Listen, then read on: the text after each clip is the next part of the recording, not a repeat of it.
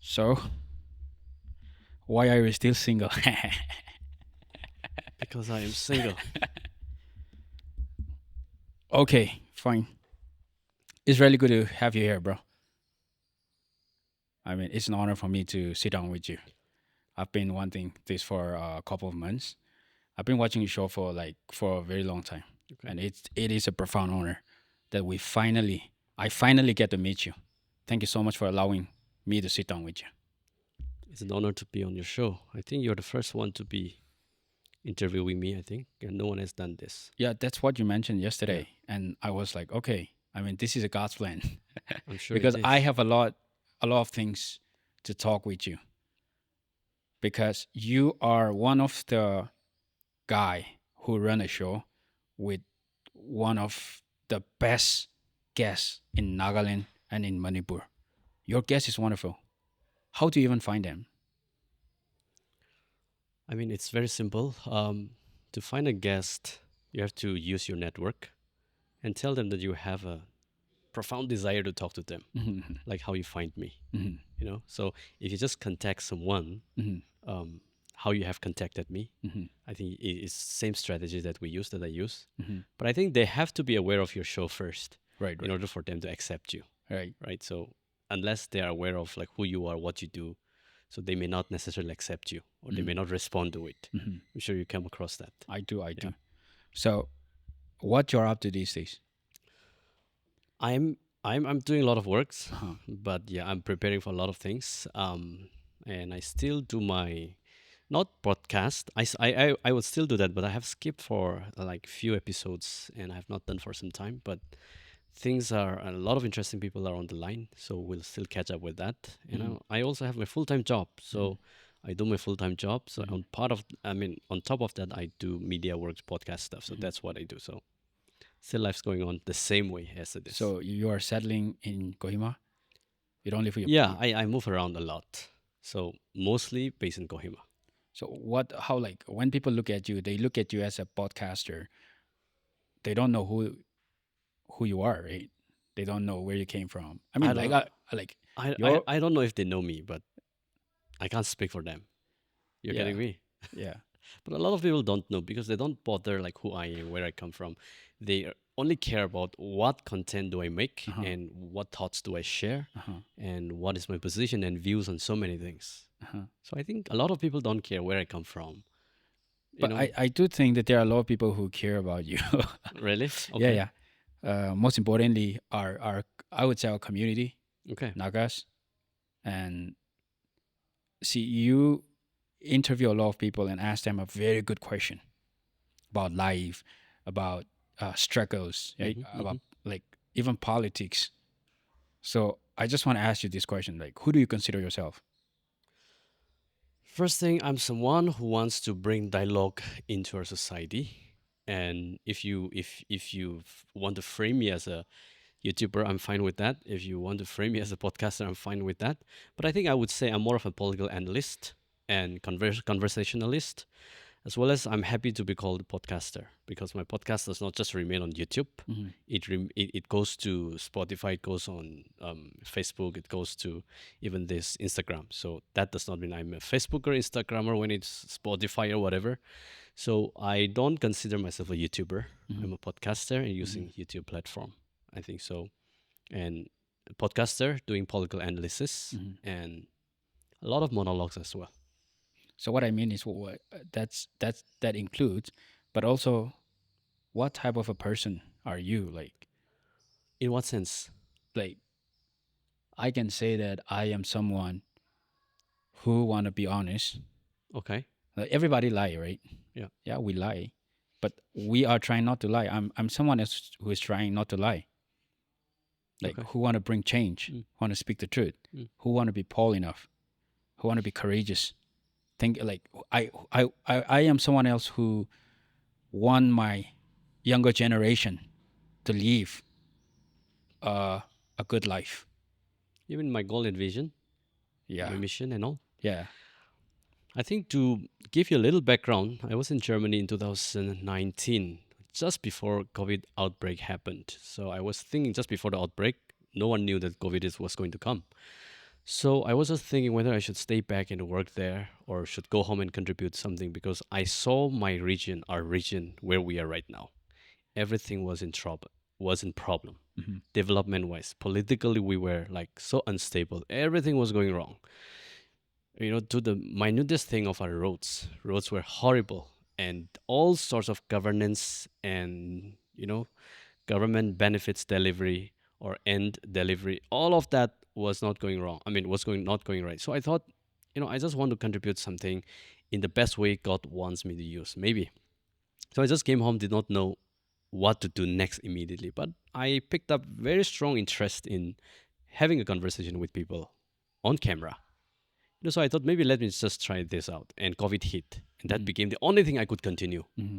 So I think, with that kind of mission and objective to bring dialogue and conversation in a society, I started with this. And conversation is fine. Let people be, dishonest. It's okay in a conversation, Hmm. but there has to be conversation, Hmm. and people are wise enough. People are smart enough to, you know, really fact check those who are talking on camera, whether what you're saying is true or not. Hmm. People have the ability to fact check you. Hmm. And the only thing that we need first is let's take the first step, which is we need to come and have a conversation together. Right, That's it. right. Until and unless we break that step first, we're Hmm. not going to the next step of objective conversation, Right, honest conversation. Right? right, We just need to start. So right, right. that's what I started, and I think that's what I've been doing, and I want to do this all my life as well. Hmm. So in short, yeah. Like, what makes you think you want to do this for your whole life? Because this is interesting. I'm someone who wants to speak my mind. Hmm. And the day someone tries to suppress my opinion, Hmm. I'm not going to go well with that. Okay. So I'm somebody who likes to speak my mind and want to be honest with my analysis, with my assessment, with my Hmm. opinion. Hmm. And if people don't like it, I mean, it's okay. If people like it, well, they will just come and listen to me more often. Hmm. So it's good to be honest. The reason I say I want to do this all my life is because we need to have this conversation, and that's the first step or minutest way we can contribute to our society to bring transformation. Hmm. That is through education, and what we are doing, how we are talking on podcast is nothing less than education, educating the masses. Hmm. Right. Right, right. So I I take think that. our generation are really into podcasts Yeah. because I can see a lot of youths where they were listening to your podcast, Right. to your show. Right. Not just the youth, but also the older generation. Correct. Since your guests are, I think a lot of guests were from older generation, Very much. smart people. Very much. See, without your show, I wouldn't have come across those people, Right. honestly. Right. Right. But then I realized that there are a lot of wise, brilliant, smart people Hmm. in Nagaland, Hmm. in among Naga community. I just come to realize because of your talk show. Same here. I mean, I would not have met them also. I would not have got a chance to see them as well Hmm. had I not started a podcast, had I not been running a podcast. So it's the same case for me. Yeah, yeah, So it's the same way how you started your podcast. yeah, So I think we all have that common interest and common, let's say, objective to bring dialogue into our life. yeah, yeah. Yeah. So do you think because some of the guests that I approached them and said like, hey, sir, I want to sit down with you Yeah. because I saw something that a potential. Okay, I saw a potential from you. So if you could come on my podcast and share your thoughts, it will really help me or help our community. Hmm. And some said, "Oh, I don't want to go. I don't want to be. I don't want to go public. Yeah. I'm okay with this. Yeah. What do you think? Well, at the end of the day, it's their decision. We have to respect their desire to maintain that privacy and their desire to not go public. So some people, a lot of pastors or theologians, they prefer to just preach in their church community. They don't want to come online. I mean, I respect that. But also deep inside my heart, I also think if you really want to educate people, share the gospel, why not sometimes take the gospel to on the internet where you can, like you can reach out to thousands of people overnight. I mean, I cannot speak for them, but if I were a preacher or if I were an apologist for Christian values, I would certainly, focus a lot on media works. I think that will help young people form their shape and approach towards Christianity and their knowledge of who God is. And I think that can really shape a lot of youth who have been bombarded with the information shared by a lot of like a liberal Christians. They're Christians. Exactly, Yeah. So exactly. that's what I think. Yeah, exactly. I would say that podcast is one of uh, a kingdom thing. I would say, Absolutely, one of it. yeah, Yeah. because you imagine like someone who work in a city, he has to skip or she has to skip church Mm, since the work is the problem. mm, She want to or he want to go to the church every morning, but it's very hard for them to attend a church correct. since their work is the problem, right? Yeah. So they open this channel, maybe a Mm, talk, your talk show, my talk show. okay. They used to listen this because I got the feedback. Bro, thank you so much for the podcast. Since I can't attend a church, I listen to your podcast. Right. Some pastors were preaching, Right. and people who are in the metro, they listen to podcasts. Very much. People in the metro, people in the workplace, people in the office. Yeah. So I think this is something very important in our generation. Absolutely. Yeah. Absolutely. I agree, totally agree. This is important. And if you want to reach the message of your whatever political message or social message for social cause, political cause, or even your faith, if you want that message to reach to the audience where they are, it's a social media. Because there will be like it'll be literally countable people who are not on social media, especially the Gen Z and the millennials. So if you want to take your message to these people, yeah, it's very easy with a click of a button. They Right. get to social media, Right, and you're right. reaching them. So Right. that's what I think, and I would do the same if I Yeah. were a preacher or theologian or Yeah, apologist, like I said. right, right. But since I cannot speak for them, I can't force them to do it. Mhm. Well, let them make their own choice. So I just But normally what if you suggest? I would What do you suggest? suggest I would suggest that if you really care for this young generation Right, who have been rather swayed by wrong ideology, right. wrong forms of like believing in understanding of God, Yeah. if you really want to help them, please make an effort to reach out to these people. Yes. If you think you have the correct understanding of the God that you're talking about. Right, right. So why are you so selfish? Why are you so frugal about the message? Just take it to the audience, take it to the crowd. If Jesus was here, I strongly believe he would have used social media like in a way that the world has never seen. Yeah, That's my take. So yeah, it's up to them at the end of the day. We have free choice. yeah. I Yeah. mean, it's. I don't know. Like, I don't know their problem, but is it? Are they not prepared, or they are scared? Because a lot of people don't want to stand in front of camera. Yeah, it's that's it's true, very that's hard true. for them. That's Though right. they want to speak, but it's very hard for them to sit down in a podcast. It could be a lot of problem. But the thing is, the Gen Zs and the young generation, they stop coming to church. I don't know why. It might not be the church problem. It could be another problem. Mm. But also the problem that we're facing right now is that many of the young people, they stop coming to church. They feel like church is boring. On the other hand, they are like 90 to 80% of them were in the cell phone for like 20, 18 hours, bro. Right? Like Yeah. just reels and everything Yeah. on Yeah. Instagram. Correct. So I think it's a right, like you have mentioned, if Jesus were here in our generation, Jesus would have come to my podcast. Also, Come to your podcast. for I would sure. have invited him. For you know? sure. He would have performed miracle right in front of the camera Yeah, as well. yeah. And I think he would have run a social media pages on Instagram, on TikTok, and spreading the message. That's what I just imagine. I mean, but these are just imaginations and our opinions, Mhm. and there's no evidence that can support that this would have happened. But I think with how much he involved with people wherever he goes to people where people are gathered, where there's audience, Exactly, right? And exactly. perform all of this and preach. Yeah, So if he was here, he would know that there are thousands and millions of youngsters, people who have not heard about the gospel on Yeah, social media. yeah, He would yeah. have done the same. Same. And that's my analogy, Yeah. depending on studying the pattern of his movement in the Bible, recorded in the Bible. So, Mhm. I mean, there's no, it's nothing absolute, but Yeah, it's yeah. just our, Yeah. assessment. Yeah, we're just saying that Yeah. in the next generation, it might change again. Podcast might not be relevant again in the next generation. Exactly. But we're just saying that this generation, the podcast is so relevant. Yeah. And it's so helpful. It's still growing. It's It still hasn't growing. reached that maximum level yet. Like in a place like US, Yeah. they're doing so good. Right. And even some of the mainland, like a lot of good podcasters are in India. Some Indian. Of course. Yeah. Of course. And yeah, I can see that in Nagaland, you're growing. You're one of our inspiration, I'll say. Thank you. So, yeah. Yeah. So one interesting thing about you is that you are not afraid. I'm not free. I mean, you are not afraid. Afraid. Yeah, Okay. yeah. Like it, everybody does have a fear, Correct. I know, but you have that courage to speak up.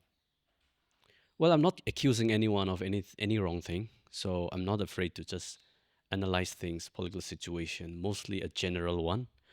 But I'm not that kind of anti-corruption who will leak, expose people who are doing corruption. Of course, I'm not saying that I wouldn't do that. I'm just saying like I'm here for conversation. I'm more into pushing people to driving people to have more conversation and let people be the judge, let audience be the judge. Let me not put let me not put down a verdict on them that hey, you are wrong. You speak to me, we'll speak to each other, and let audience be the judge how good you are, how efficient you are in your work. The reason I'm not afraid is I know what I'm doing, in the sense that I'm protected by Article 19 of Indian Constitution, which is the freedom of speech, All right, right? exactly. So yes, as long as I don't defame anyone, I'm not afraid to speak my mind, whatever issue it is on. That's one thing I like about you. Thank you. You know. I think we all should be like that. Yeah, That this yeah, is the normal actually. yeah. And we staying silent and feeling afraid of things is the not an abnormal thing. Uh-huh. Okay, being able to speak your mind and talk to people and say things honestly the way you understand based on our constitutional values, the rights that we are being entitled to, that is the normal. But our society is going upside down. Yeah, yeah. The abnormal one has become the normal. Well, So why do you think so? because staying silent, we think that it's normal, it's okay, it's a Christian thing to stay silent. When you look at Jesus and his, I read Bible, okay, I'm not a theologian, but I read Bible a lot. When I read, he's totally anti-establishmentarian. Okay. You would see whatever he says is going against the norms and values of that society. Exactly. So I mean, it's nothing unchristian about speaking the truth and speaking what is approved by the law, right? What is legal and what is ethical. So as long as your concern and your thought is being, let's say, approved by the existing law of the land and the ethical values that you hold, I mean, there is nothing that should hold us back, honestly. If you want to contribute in building up this generation with a good governance system and everything. So in short, yeah, that's my view. Okay. Yeah. So, as a political analysis, how do you see uh, politics in Manipur? How do you see? It's getting out of control, and there's no democracy there, and there's no, Manipur government is currently ruled by one militants. Okay. Okay, and there's complete um, downfall of law and order. There's no law and order there anymore. People come and vote after every 5 years, and the rights of a democratic citizens have been totally diminished. And I don't know what the Supreme Court is doing. They should have taken a suo moto case and address the needs of the people. That hey, this is not going right. The citizens don't have the the citizens should not live in in a place where there is complete breakdown of law and order. Because I mean, government is there to protect us from all of this, right? Government is there to promote law and order, to maintain law and order, but everything is going wrong. Militants are the one making decisions every single day, and also Manipur government is not ruling people as their own people anymore. Everything is being directed from by the center. Whatever case that comes out of this issue is not being taken control by the police, Manipur police anymore. It's being always escalated to the National Investigation Agency. That's not how democracy works. Police are there to protect us. Right. Police are there to protect the citizens and maintain law and order, but they're not doing that anymore. Everything is going wrong in Manipur. Everything's gone wrong. It's just like there is a city in one, I cannot exactly remember the name, but I think if it continues like this, people will die and there is total breakdown of law and order, and no one deserves to live a life like that. So first, central government is responsible because we're highly centralized government. Right. Indian federalism works such, Right. it's a unitary government, unitary federalism, quasi-federal government, meaning everything, most of the things are decided by the center. So we have that federalism, which is not really given much authority to people in the state. That's why Manipur government is not doing anything. They're not able to do anything. It's a very sad situation, and it breaks my heart thinking about the state like Manipur. So why do you think this happened? I mean, we all know Manipur, like it's three community exist together. And the problem is that Nagaland has like about 18 tribes living together. But these tribes, although they belong to different tribes, they have that common feeling of oneness. We love our Nagaland. All of them will say that, okay? Exactly. But in Manipur, Nagas will not say that they love and they will die for Manipur. They Yes. want separation. Yeah. On top of that, Nokuki have become very strong in this. Hmm. They say that we demand Kuki land. Hmm. And the demand for Kuki land has encroached the land that belongs to Meitei, that belongs to Nagas, and that belongs even to the land from some other state as well. Hmm. Now, there are forces that going against like this from these three communities. I mean, how would you survive together? You don't have common goal. Hmm. You have separate goals. Now, center government is also forcefully keeping these three communities together, Hmm. right? So when you try to suppress and keep things together, and the things they cannot relate with each other, they are not able to coexist, Hmm. then this problem will go on and on and on and on. So this is the reason. I mean, in short, this is the reason why there is conflict always like this happening between these three communities, because every community has their own aspiration, political aspiration, Hmm. which overlaps Hmm. against each other. Right. Yeah, your aspiration affects mine, my aspiration affects yours, Exactly. Yeah. Yeah. and Right. your aspiration affects his, and my aspiration affects his. Hmm. Then in that condition, like how is peace going to come? Hmm. The central government is not doing anything about Right. it. Right. So it's a long story, but yeah, I'll just end there. Okay. So, I mean, are you accountable? Are you responsible for the ongoing situation? I mean, as a man Yeah, from belong to a Naga Danko, yeah. you know, s- the situation that's happening ongoing, Mm, it's going terrible. It's bad. I would say some has taken their life. mm, You know, given their life, die for the land. mm. And when I look, when I look in a Christian perspective, since I'm a worship leader, I always look in a Christian perspective, Yeah, and I feel like when Paul said, "We do not war against flesh and blood; correct. we fight against the darkness, the Mm, force." mm, There's a force between Naga up and Naga Dankul and the Gukis. Why? Because both are Christians. When both communities are Christian, and if they started fighting, there is someone that is the darkness, the mm, devil, mm, is playing the game, mm. and we're blinded. Correct. I can see that Yeah. because our pastors they don't speak up anymore. Mm, You know, they. I mean, I wouldn't say that they will be the one who solve this problem. I wouldn't say that, mm, but they also can take a very huge part, mm. right? Yeah, they are taking a huge part by praying, by fasting. They're doing that, but I didn't see as a pastor from a different community coming together and doing some talk. Right. It's not doing. It's It's not not happening. working out. Yeah, Mm, I didn't see that. mm. So how do you see in a S- let's say in a political way? Right. I think there's nothing, I strongly believe there's nothing unchristian about having a border and demanding for certain rights that you are being entitled by the Constitution Hmm. in a certain given point of time by a certain government. There's nothing unchristian about it. I mean, your individual right as a person does not contradict with the beliefs and values that Jesus taught us. That's what I strongly take. Hmm. But if you fight for a right that will kill other people, I think that may be, of course, unchristian. Yeah. But I think I would say that this happens not because people are Christian. Despite being Christians, this issue in killing happens. I don't think you can't just call just because you're born in a Christian family does not mean you can just call any random people as Christian. Hmm. Christian is being born again. That's Right. it. Right. Yeah. You have to be that born again person, and you have to be able to express the values of being a Christian follower of Christ. That does not mean when you demand your right, it should not have that meaning that you should not imply that my demands should be met by killing others. Hmm. And if your demand is such that, I mean, then I don't think you are a Christian. Yeah.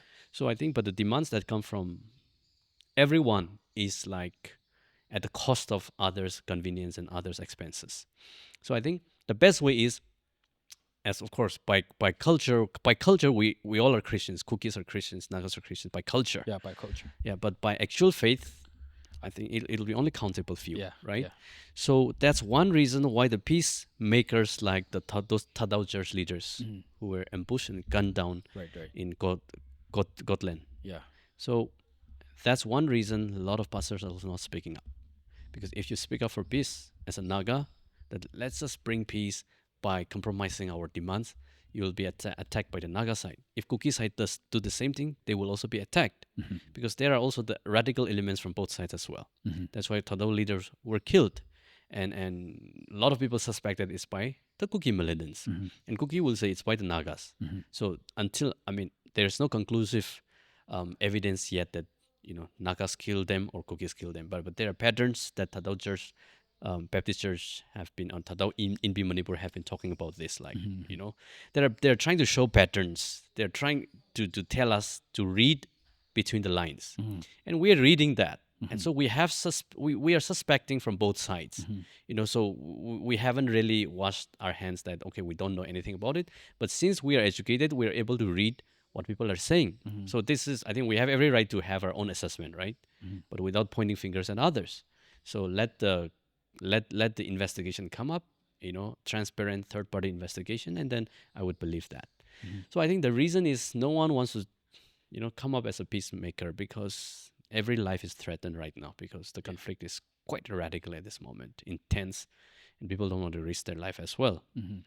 But nothing will solve this problem unless you come together and sit across the table Mhm. and just what do you really want and what do I really want and how Mhm. can we just maybe compromise a little bit from both sides, Mhm. for the sake of peace. Mhm. You must be demanding land that actually belong to me. But how can I say, okay, since this is my land, but you're demanding this, you are not right. But what can we do about this together Mhm. so that we coexist together? Mhm. Otherwise, if we keep fighting, if cookies think that they will annihilate the whole Nagas to Mhm. achieve their separate administration, Mhm. that's impossible. Mhm. If Nagas also think that they will annihilate all cookies Mhm. to chase them away, Mhm. that also cannot happen. I mean, let's be realistic. Yeah. But I think there needs to be a space where these two communities maybe, come together Mhm. and have a conversation, Mhm. dialogue, or even negotiation. It is hard, okay? If you're a very biased person as a Naga, if you're a very biased person as a Kuki, no one likes this compromise or negotiation. Exactly. Exactly. What people want is, I want to kill all cookies. Cookies will say, I want to kill all Nagas. Mhm. But I think that's not the future, and that's unrealistic. Mhm. That's what I've been thinking. Mhm.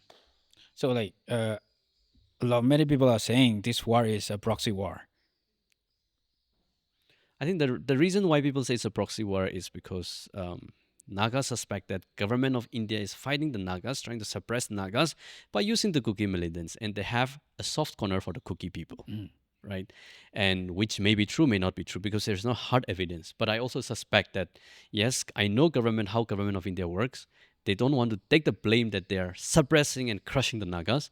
So wherever it is, if you go to US will use the Kurdish people to fight against the Iranian people, Kurdish militant group, Mhm. right? It's a very normal thing in conflict. Mhm. The powerful group will use one smaller group to fight against their enemy. Mhm.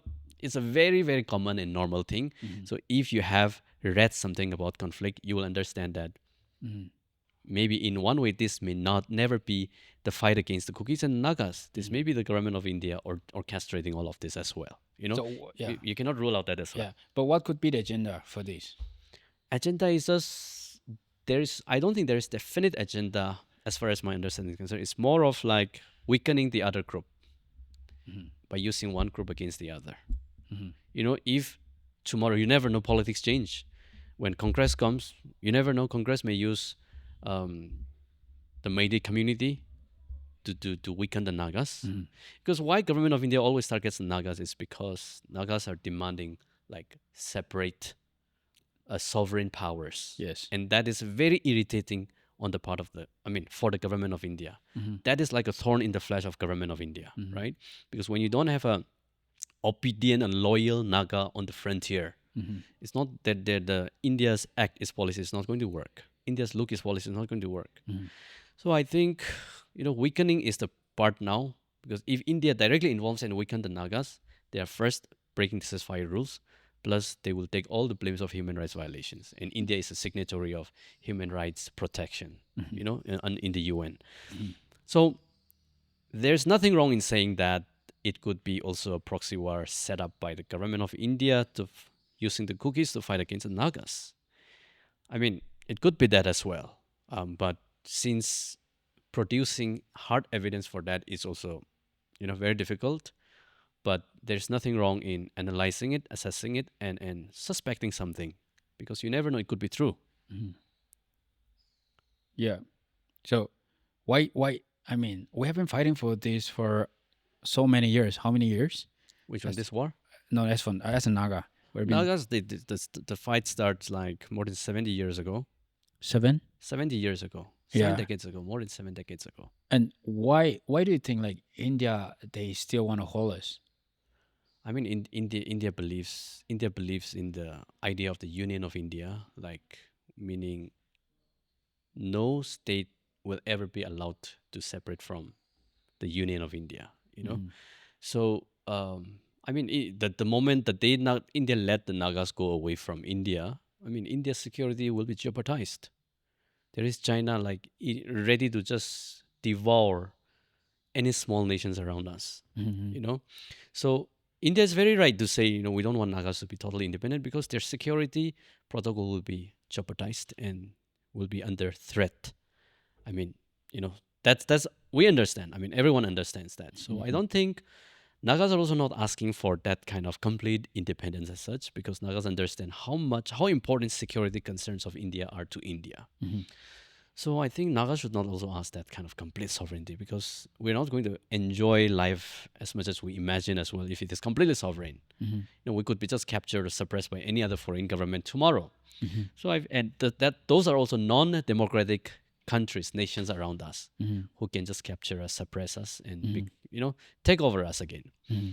So I think we should be happy to be part of India, but with some sort of arrangement that will respect our identity. Mm-hmm. I think that will be very, very sensible, and I think India should come forward and do something about this problem, because until unless this problem is resolved, I don't think any insurgency problem in the northeast will be resolved, because Naga insurgency is the mother of all insurgencies, Mm-hmm. as we know. So yeah, So do you think as a Naga, do you think on our part, do you think we are doing good doing good in one sense to ourselves or to Y- anyone. to as a nation? Are we being effective? Yeah, I would say that. I mean, honestly, I know that Nagas have been fighting for their rights to have this self determination, and I would not deny the fact that Nagas need Indians as well. And I think I'm a Naga, but I'm happy to be part of India, because when I imagine if we were part of China, life would be like totally different. You would not have your rights to vote for a candidate. You will not have the right to express your opinions. We would not be discussing things like this. So I think the Constitution of India is so beautiful that it accommodates a lot of people like us, the minority, the tribal, the Christian minority, and so on. So we should be thankful in such a way for the values that India Constitution upholds, and I really love the Constitution of India. But having this unique history of the Nagas as well, Naga movement, I believe that government of India should also strongly respect the identity of the Nagas, because Nagas are very proud people. They're proud of their identity and culture. So I think both Nagas and Indian government should find a way together on how to resolve this issue together honorably and in a manner that is acceptable to both. Mm-hmm. Not suppressing or not forcing one solution over the other. Mm-hmm. So I think for the sake of peace and for the sake of good coexistence, it is good that people come together and keep trash the differences out. I think that'll be the best way to go. Mm-hmm. But also, even among the Nagas, we are broken. We're not. Absolutely. Yeah, we're not united. Yeah. You know, before I go there, you know what, one thing that really speak to me regarding the issue that happens when the issue first started, and there was some killing among us, right? Yeah. So I won't mention, but you understand what I mean. uh, Two of them were killed. Mm. They were shot. Okay. not by the cookies, but among us. Mm. That happens in somewhere else. What's the name? The name of the village? Hong Hong Bei. Hongbei. Yeah, yeah. Okay. It happened, right? Yeah, it did. And the mob, they were angry. They started burning houses. They started breaking houses, and they came to the office. They threatened our president, Mm. Daniel, Mm. Uncle Sword. I saw that So video. everything happened. Yeah. So I was like, I was having a hard time as a man. I was worried as a uncle, and God spoke to me something in that very bad situation. In the 3-4 days, Cookie will never attack us. They never attack us. Before They, that? I mean, they would have attacked us in Okay. that situation. Like we were emotionally not Okay. right. Okay. We were so confused. We were a mess. Okay. And then I've never heard and like no news at all regarding shooting and all. Mm. It never happened. Mm. And God spoke to me. The biggest problem is our enemy is not Cookie, and our enemy is not either a central government. Mm. Because Avakher, he mentioned that the battle is not between the central government, it's between Christ. They didn't cry. Christ and Naga. okay. And He once mentioned that okay. in his speech. Mm. So I remember that, and one thing I realized is that everything that happened inside the town is to bring unity, bro. Okay. You will see, man. I can see that everybody came out. Mm. It doesn't matter at all. Mm. We become one. Humpum, Hunpun, it doesn't matter at all. They Mm. came as one, right? Okay. Right. And if you visit every village, there will be a group of women, Mm. mothers will be gathering. Right. I saw They the eat video. there, they sleep there. Yeah. They don't care. Like they don't care about the problems Mm. that are in the village. Right. Like Right. a lot of problem in the village, right? Yeah. Yeah. Like Everyone has their boundaries own and words. everything. Yeah. It doesn't matter at all. They True. came as one, and God wanted to see that. Okay. That's what I feel. Mm. God want to see the people of Dangkul people to come together as one, Okay. and work together, pray together. 21 of them were got, right? The hostage. Yeah. Were captured by the cookies. Cookies. And when they were released, they went home. And I interviewed one of the guy, one of the hostage. He's a chaplain. Okay. You know what he said? He found a spiritual awakening while he was captured by the cookies. Okay. He mentioned that, and I asked him, "Bro, what do you mean by spiritual awakening?" He said, "In that very moment, I started loving cookies. Okay. Cookie captures him, Yeah. but then he started loving cookies." Mm. I said, "Why?" Like, bro, I've been Christian for so many years, and I've been neighboring. I have a lot of cookies neighbor, but I never had the profound conversation about Christ. Never had worship with them. Never had a fellowship with them. And then I realized it's and he realized that, oh, who am I, right? What am I doing? I'm a Christian. I'm a Christ-like. That spiritual awakening happened. Yeah. And he went home, and one of his sisters called him up and said, he's I think we have a prayer warrior and all in our community, Seagasak group and all, right? Right. So his sister was a part of the prayer warrior, and she called him up and said,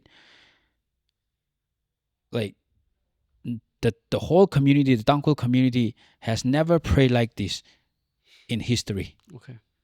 Like they have prayed for these 25 people who were captured by the cookies. Never ever prayed. So people who have never prayed for themselves also pray for them. Okay. And this is what God wants. This is what God, Okay. And when we look at in the Bible regarding this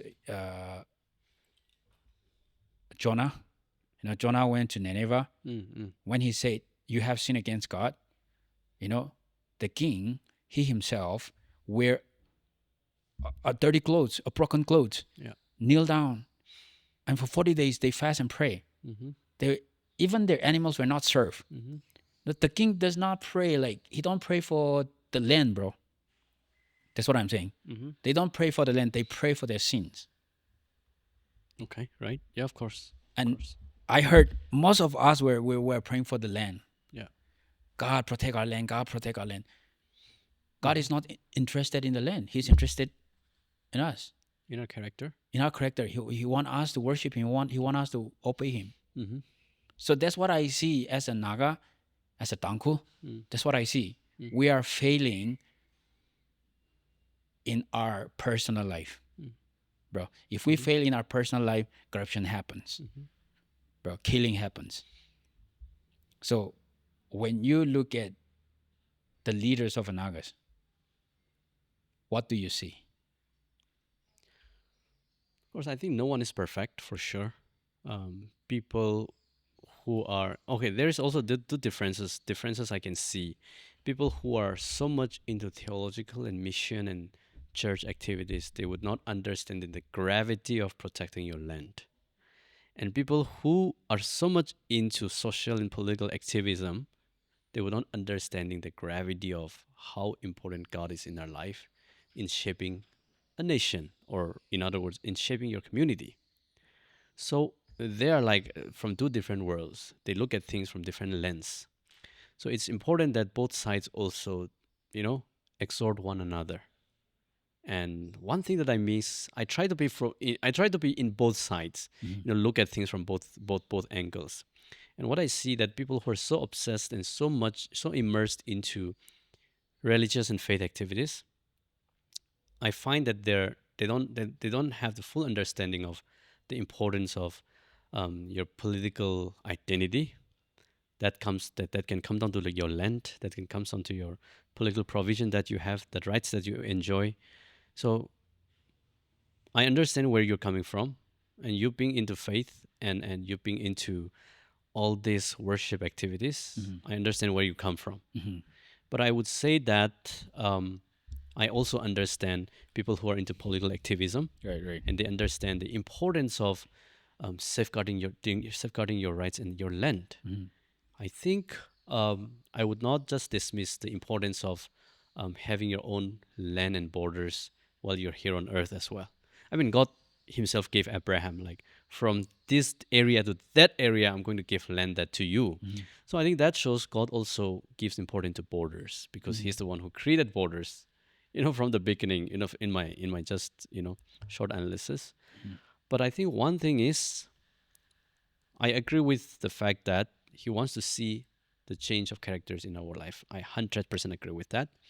But when there is a conflict between your ethics as a Christian, at the same time your rights as a political activist, when there's a conflict between these two, I mean, we cannot just dismiss one over the other and just embrace one against the other.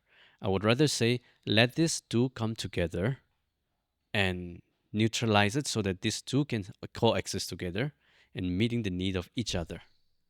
Because if, for instance, I wouldn't mention cookies or whatever. I'm not saying cookies are bad, okay? I'm not saying, neither am I saying nagas are bad. There are a good section of people that are reasonable. There are reasonable people from the cookie side. There are reasonable people from the naga side as well.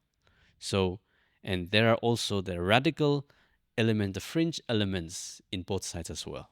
So the good sides of both sides should tame and control, or maybe or advise the fringe elements of the both sides. I think that's what the good sides of the both sides have failed to do. So if we need to put more effort into this, and spreading of fake news and fake news battling has, caused a lot of problems on social media, and that really charges the emotions of the people. That's filled with hatred, animosity, and revenge. That's happening a lot in social media. But what I'm trying to say is I believe in the existence of borders, but border does not mean we impose borders on others like arbitrarily or unilaterally. And cookies also think that we have a border, and Litan belongs to us, for instance. Sarekong belongs to us, but Mm-hmm. the Tangkhul side will say that this was rented to you as a tenant who paid taxes to our Yeah.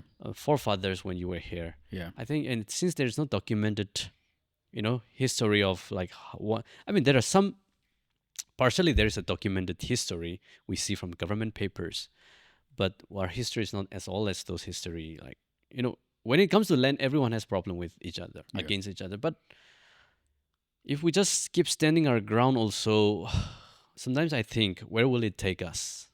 Are we really going to be able to resolve this problem by just being firm on our stand?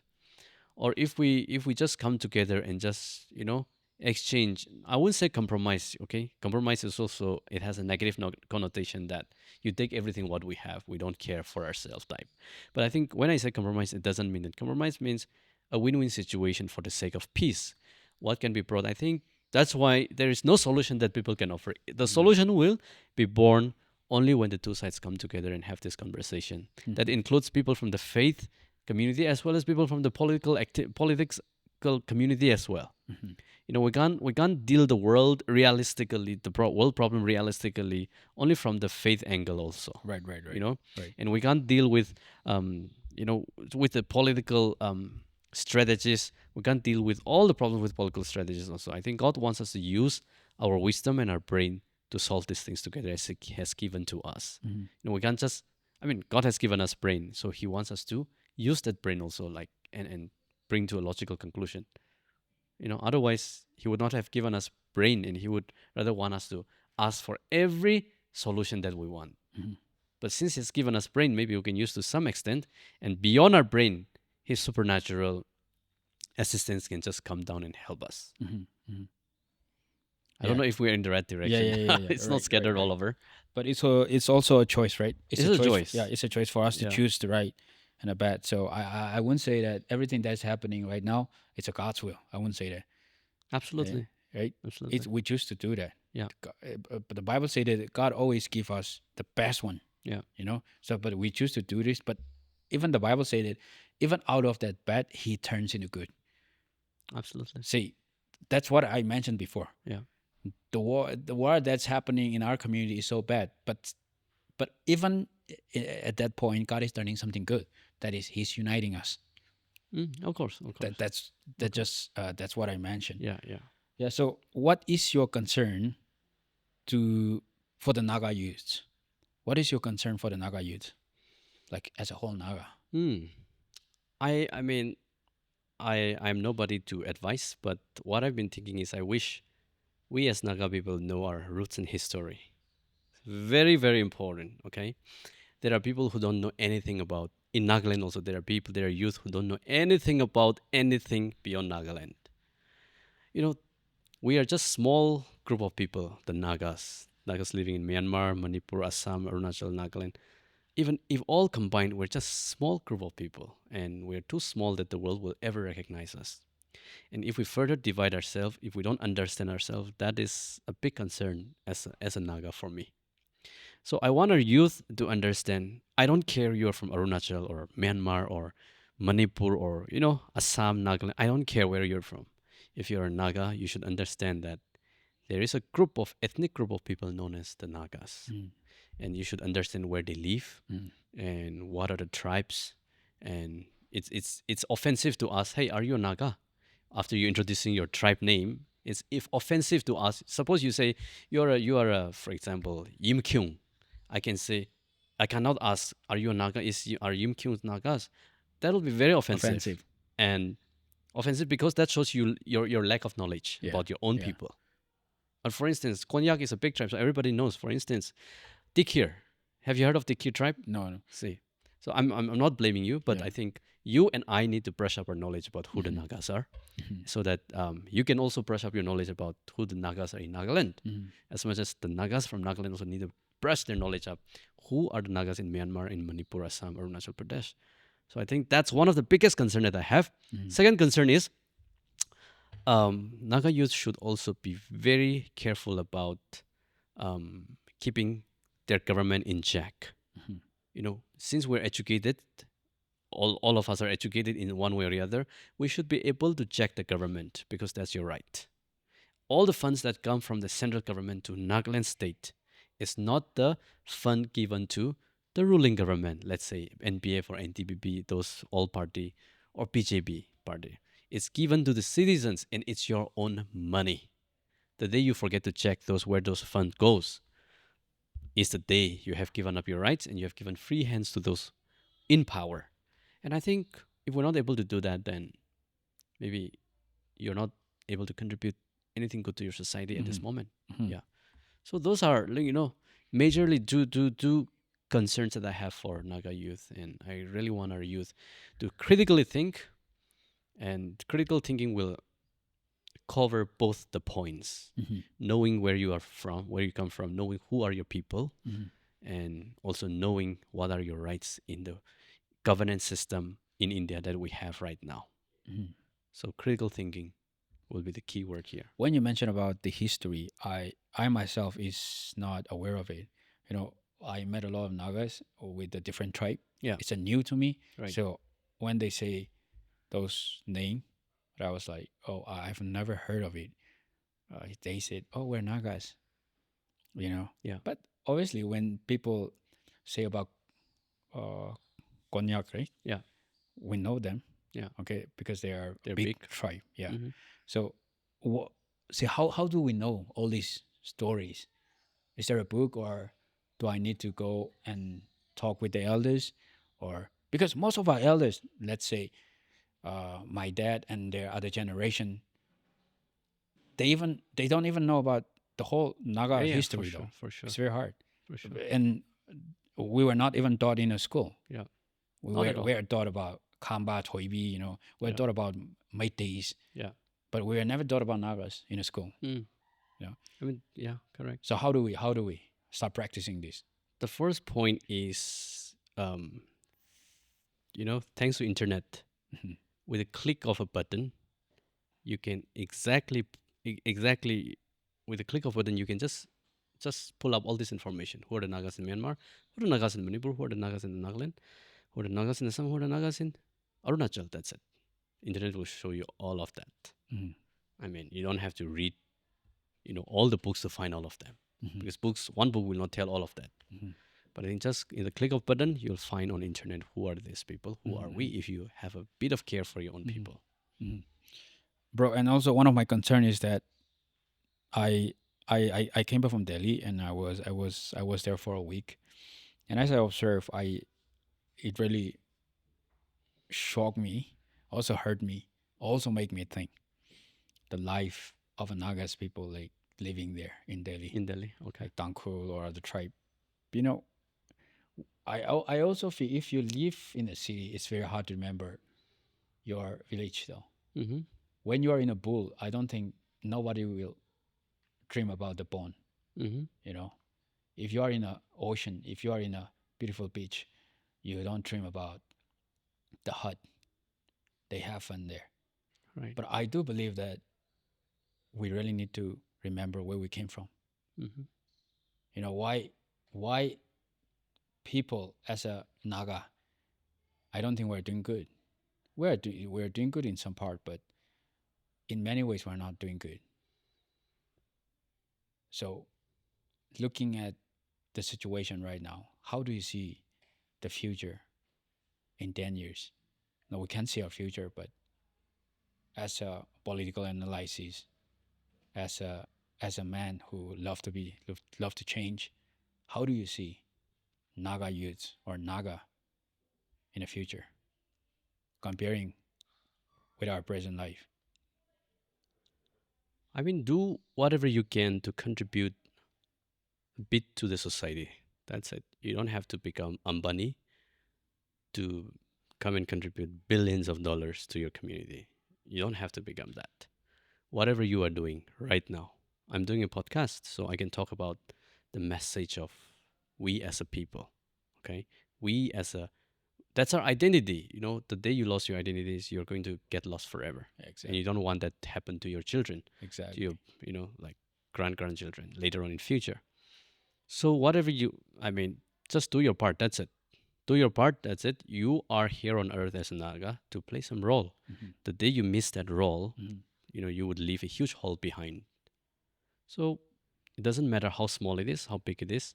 Everyone should play the role with a conscious effort to contribute something positive to our society. Mhm.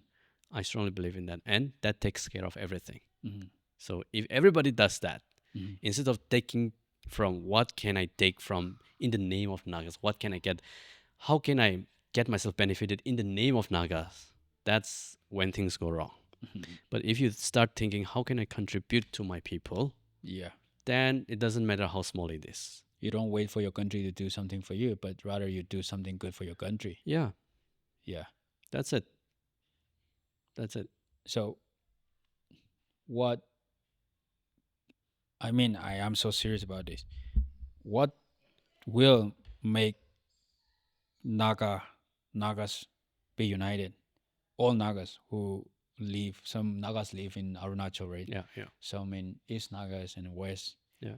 So what will make us united? Well, that's a good question. And everybody wants to know, and everybody's looking for an answer. But I think one thing that will unite us is our love for our own identity. Okay, I can see a lot of Nagas telling that we don't want to be with them. I don't want to be with this group of people.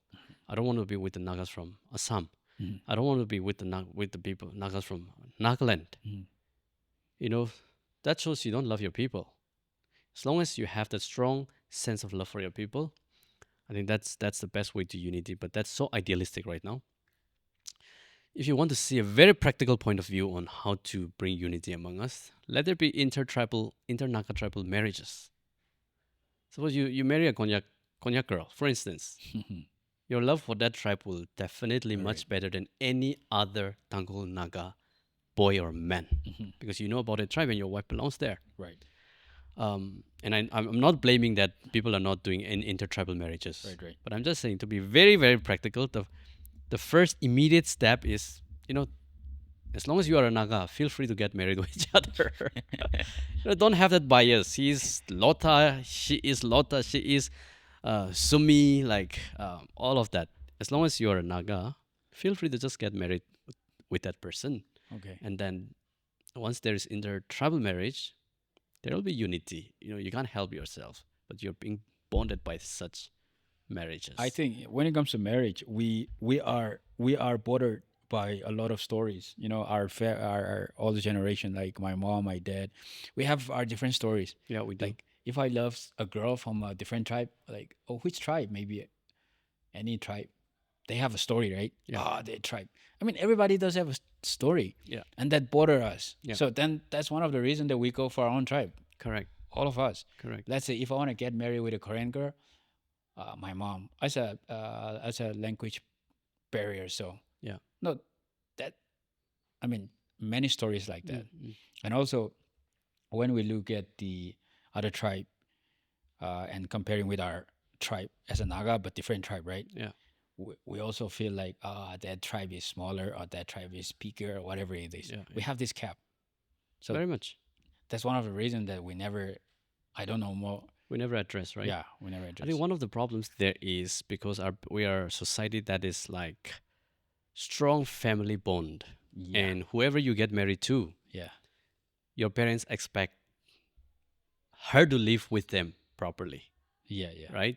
Your parents expect your wife to be able to integrate with your family properly, yeah. which is good in a way, okay? But sometimes it affects the process Hmm. because now I'm realizing that if I ever become a parent in the future and if my child is eligible to get married, I'll never Ever. interfere because it's not me who's going to live with his wife. Yeah, I yeah, have had my own share of living with my yeah, wife, although I'm not married yet. yeah, yeah. Right? Like I'm just giving an example. As a parent, I have had my own share of living with my wife, and it's now it's a turn of my son to live with his own wife. I Right, don't have right. to interfere. I think that's biblical. That is. Yeah, It is said yeah, the yeah, man and woman will leave his parents and join as one and live together. That's quite biblical. yeah, yeah. But I think our tradition is so strong that we are Mhm. not able to break away from there. You And know it's what? very practical as well. You know what? I have a hope. Okay, Yeah. I have an expectation that our generation Yeah. will start changing. You should start. Yeah, I should start. Yeah, let's not talk for our generation. Let's start from you and me. Yeah, yeah. Am I able? Am I ready to start that? Well, I'm considering to start that. Hmm. I'm willing to consider that. Are you? That's the question. For all of us. You should get married first, bro. Okay, You nothing. should- Let's not go down to personal, but yeah. Anyway, so, you have mentioned about how can we unite it. Also, see like, that I want to just add one more point mhm, in terms of unity. There are some ignorant Nagas who don't know that there are Nagas living across the borders, and there are some Nagas who are well versed with the idea of the Naga people, yet they use certain terms to instigate other groups. They use certain terms to offend other Naga groups. mhm. For instance, there is a narrative called the Kacha Naga. Oh, yeah, yeah. Okay, I just want to make a point on that. I need to address this because some people unknowingly use this. Fine, ignorance can be forgiven. Some people use it knowingly to offend other Nagas, which is not right. And I think that shows you don't love your people. Once you get out of Nagaland or Northeast, you're not you anymore. You're just like a Naga, and it doesn't matter where you belong to, where you come from, which district you come from. You're Naga, and that matters to us. That matters to everyone, every Naga. So the term Kaja Naga comes from, and it is referred to Liang Mai Zemai tribe, which British recorded them as Kaja Naga, not because British think that they are Kaja. The British recorded because British were told by, you know, reportedly, allegedly told by some Angami people that, hey, there is in Angami word, there is a word called Ketsa, Mhm, meaning, it means like thick forest. Okay, it doesn't mean kacha. Okay, the Hindi kacha comes from Hindi, and Naga uses that Hindi meaning and to offend other Naga fellows. mhm, mhm, So Britishers record that name when Angami people say, okay, there are Nagas living beyond this border and it's in the thick forest. So mhm, they say ketcha means outside thick forest. mhm, Okay, that's an Angami term it seems. mhm, So the British people recorded and documented and mhm, start calling Zemai and Lengmai, who lived beyond this mountain. Okay, just mhm, in Sanabadi down here. mhm, So now those people, those vicious people have picked up this term to use against people they don't like, some mhm, Nagas they don't like. mhm, So I think people should be able to understand that this term is never meant to refer the meaning of Hindi word kacha. It mhm, means ketsa. So even if you look at the government record in Manipur these days, you'll mhm, find that this term is referred to the Liang Mai and mostly the Zemai group. mhm, Not because they are kacha, but that is how the British had documented in the beginning. mhm, Now they are recognized as Liangmai and Zemai. So there's no gacha. The word gacha naga is not there anymore. mhm, So and how would Angami people give the word gacha? Because there was no Hindi then, right? mhm, And they were just simply saying kecha, meaning thick forest, like I said. And that's how miscommunication happened mhm, and documented it wrongly. mhm, And now people after people started getting education, they grew up and read the document and like they use it against some other Nagas that they don't like. And that is intellectual dishonesty, honestly. mhm, Everyone accusing and trying to pull the legs of other Nagas by calling them Kachana, that should be stopped immediately. mhm, And if you don't want to if you do it knowingly, I can't help. You're just like offending people, which mhm, is fine. But if you're doing that ignorantly without knowing anything about the story, mhm, then it's fine. You're fine. You're forgiven. mhm, But if you do that knowingly and deliberately, I mean that's your call. It's okay. It's good mhm. to be bad. It's your choice to become a criminal as well. Yeah, You know. exactly, So exactly. it's and no one and I don't want Nagas from Manipur to be offended by getting called like that. Mhm, Who cares? I mean, you know yourself. You define your identity. That's it. yeah, No one needs to define your identity. yeah. So I want to tell people, Nagas from Manipur also, if anybody calls you like that on social media, don't even bother. It has nothing to do with you. It's not your problem. Mhm, It's the problem of the person who called you like that. mhm. Because they don't know the history and they don't know the meaning of that, how the term Kachanaga was used Yeah, by I the mean, British. there will be a certain people who started this. No, it was recorded in the government, not because and the I government I I meant mean, I mean did the not mean anything. yeah, calling the some of us a kachanago. Yeah. So there must be someone else who started calling these things in a Some bad way. some Like, vicious people might have picked that up and mhm. use against people they don't like. That's it. And I don't think it's a normal people, not just average people. It could be someone else who. It could be well-educated Yes, people yes, who wants to destroy the unity of Naga people as well. You know, yeah. I don't think it came from people who are very ignorant and naive and gullible and innocent. This come from people who know how to use twist certain meanings and use against certain people they don't like. So that's why it's okay. It's okay. You don't have to be worried about it. So I have one question again. What do you think that the Nagas are not united? What make Nagas not united? Yeah, that's a good question, and nobody knows exactly. But we don't have the sense of belongingness as one, because when you are divided by borders, the culture that you have in Ukrul is not the same as the culture that you find in Kohima, and it's very difficult to connect with each other culturally. As long as so it's also lack of effort from some smart Naga people also. Mm. People who know that there is disunity among the Nagas. They should come forward and put effort to bring unity among the people. And I think as far as as far as I'm concerned, I'm trying to give a message to the youth because they will be our future tomorrow. We will be the future. Okay. Mhm. So I'm trying to give a message that hey, there's a there's a group of ethnic group called the Nagas.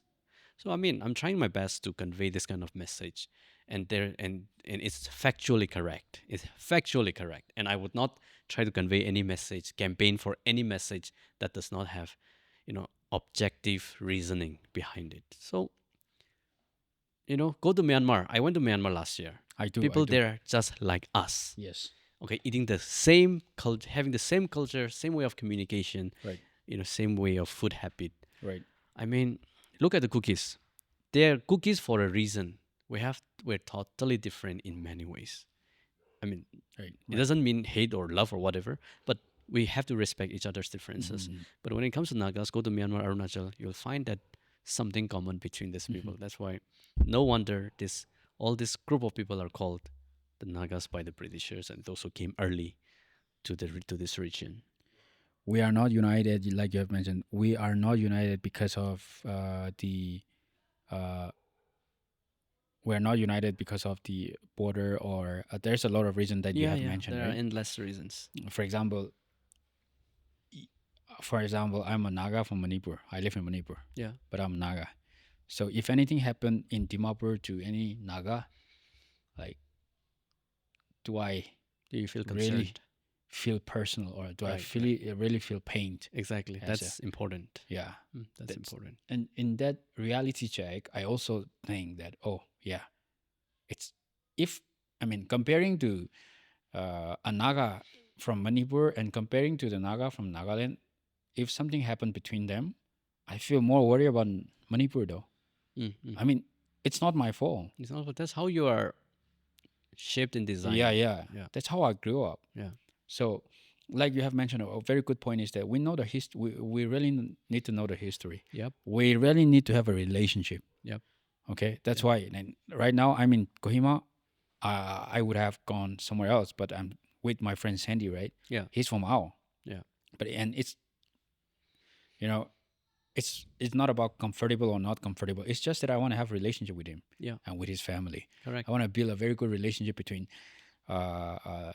different Yeah, tribe, Naga tribe in a different place. absolutely, absolutely.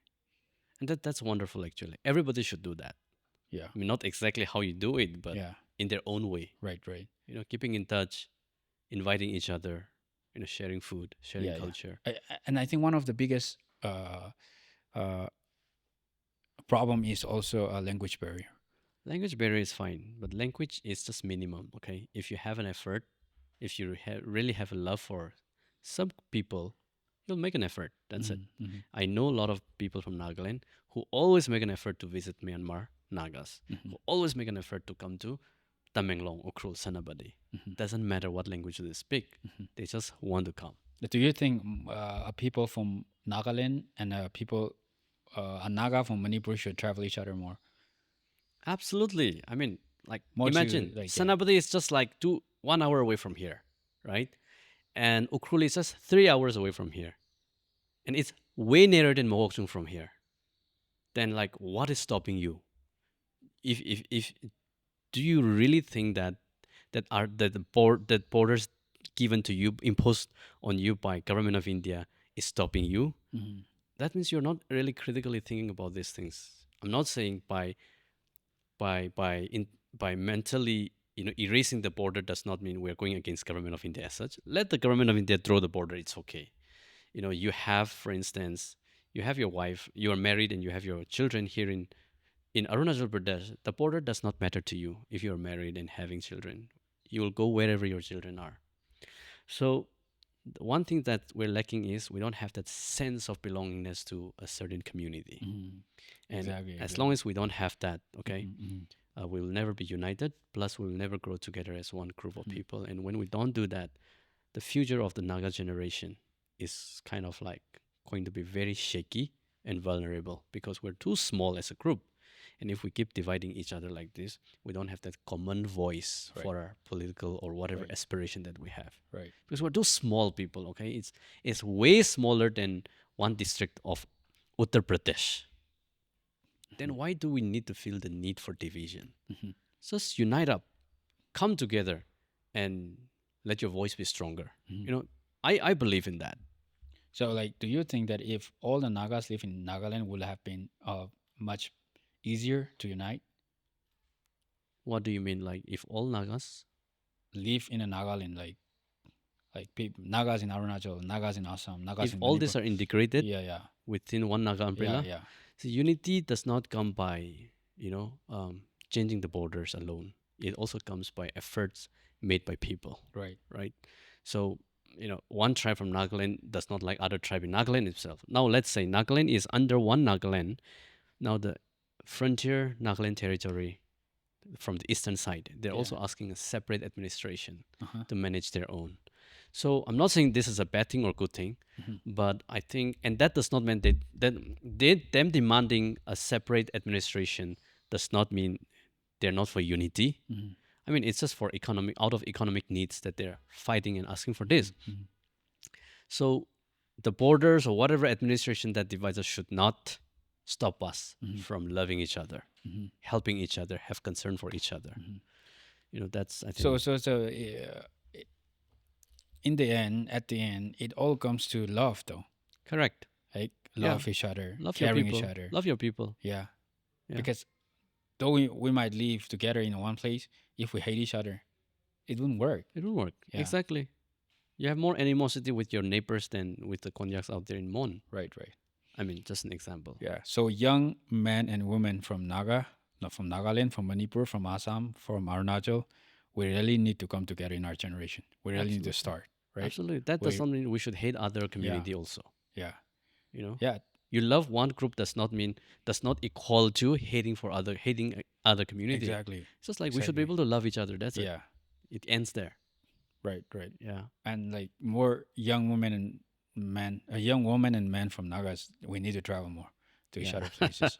And to see each other more. Yeah, see each other Even more. to date, maybe. Yeah. Why don't you try one? Jokes aside. That's a big question, bro. So anyway, I'm 29. This will be my last question. Yeah. I'm 29. You are 30. 30 plus. 30. Yeah. Let's be safe. It's a public platform. Let's be Okay, safe. let's be safe. So, what is life to you? Life is simple if you take it simple, but life can be very complicated if you take it as a very complicated thing. So, and in life, there is no happiness. Okay, if you look for happiness, it'll be like chasing the wind, and like Solomon had also written about it in Ecclesiastes.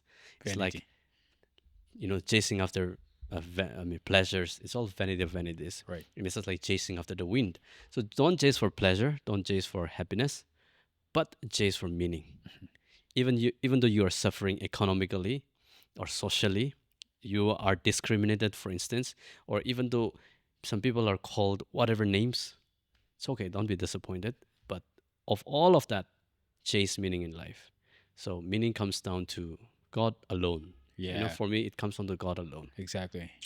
I think it's because of my orientation towards God and His Word that I'm speaking what I'm speaking and I'm doing what I'm doing.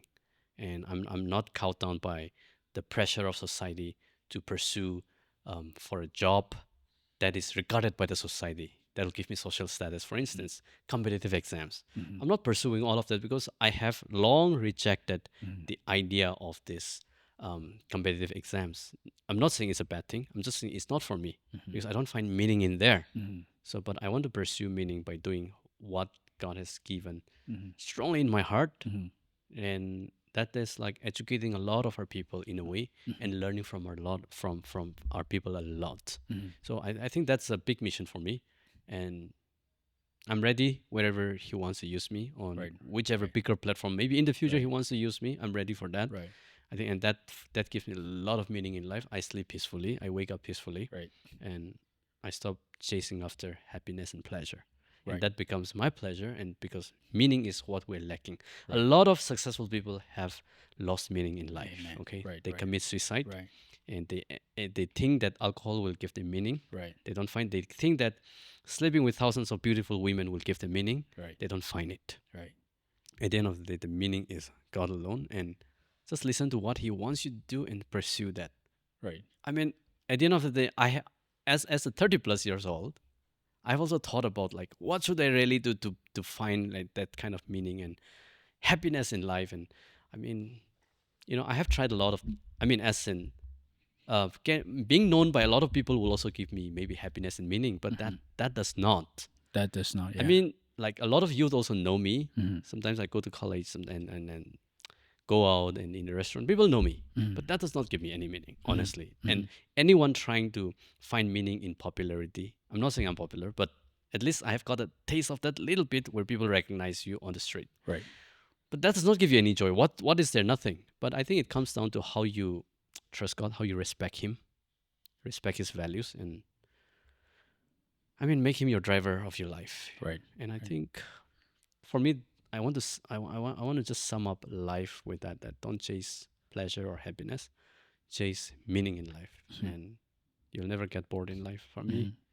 I'm chasing that right now. Okay. Yeah, More than you have, let's say, when you started realizing those things, you were like 25, 26, late maybe. 20s maybe. Yeah, at Yeah. 20s. I'm 29, and I wrote this line. I wrote this line when I met Jesus Christ. Life is something but nothing. Nothing but something. Mm. Before God, life was nothing. Yeah. But when I met God, life was something. And Jesus said, He's the way, the truth, and the life. Yeah.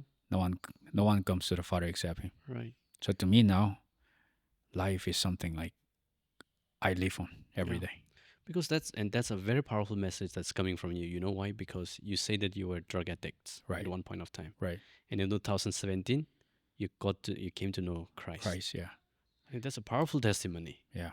And someone like me who's not drug addict, it's not so powerful when I say about it. But for someone, I mean, I'm not saying, I'm not just trying to demean or whatever, but that the transformation that you went through was just very drastic Yeah. and very visible. Yeah. So good job to you. I mean, like congratulations Thank you. and continue living your life, Thank you. inspiring a lot of youth. Yeah. And yeah, I hope and pray God gives you more wisdom Yeah. and vision Yeah. and sustain you as well. Right. Yeah. Thanks. So thank you so much, Thank you. man. I had a great time with you, and I mean this is just the first time. Like this is not the last. Absolutely. We'll keep on sitting. Like Absolutely. Yeah. if you got time, please do visit Ukro sometime. I will. I will. I know you are working here. You're a busy guy, but then I make sure you visit Ukro sometime. So we'll For sit down sure. again. For sure. We had a great time. Yeah. Yeah. Yeah. It's just Thank you. it's just very near. I'll be Yeah. coming. Yeah. Thank you so much. Thank you. Yeah. All the best.